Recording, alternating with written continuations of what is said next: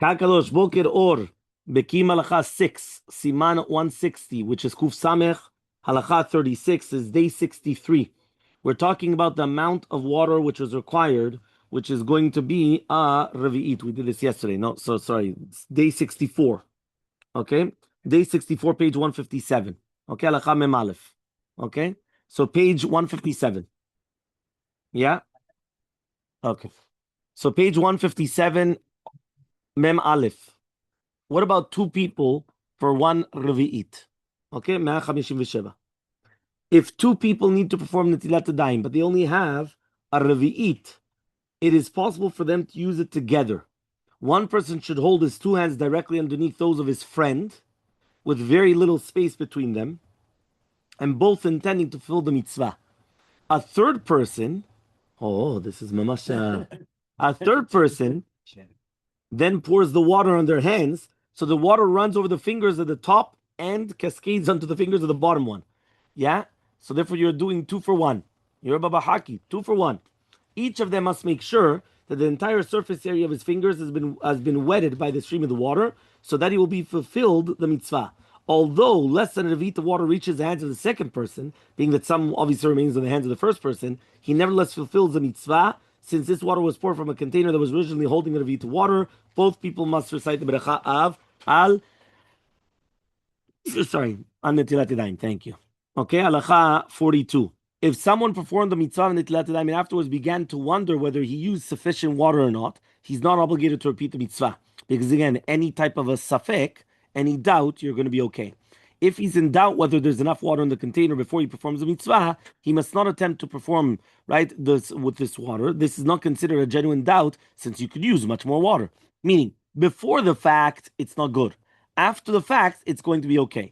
The fact that he does not know how to measure is not considered a doubt in the halacha. Fine. Chatzitza, preface. Okay, page 159. Okay? Whenever a person is tameh and needs to immerse in a mikveh to become tahor, he or she must make sure there's no hasisa, something that would block the water that's coming into contact with the part of the body. If there is a chatzitza, the act of immersing in the mikveh is not valid, and the person does not become tahor. Our chachamim derive this from the halakha in the pasuk, he shall bathe all his flesh in water. We just had this, okay, in the Torah. So this means that all of his flesh, when it says kol besaro has to come b'mayim. Right, 1 second. So therefore, all his flesh has to come into water in contact in order that there's not going to be any hasisa. So according to Torah law, meaning midoraita, chatzitza does not invalidate the act of immersing in the mikveh unless it covers the majority of the body, and the person is, right, makpid. That's called rubo umakpid. Rov and makpid.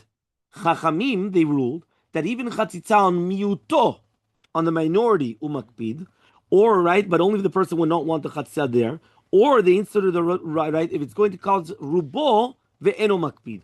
If someone has a chatzitza on miuto ve'eno makpid, so it's going to be okay. So let's see the summary, just to understand, and then we'll see. So summary.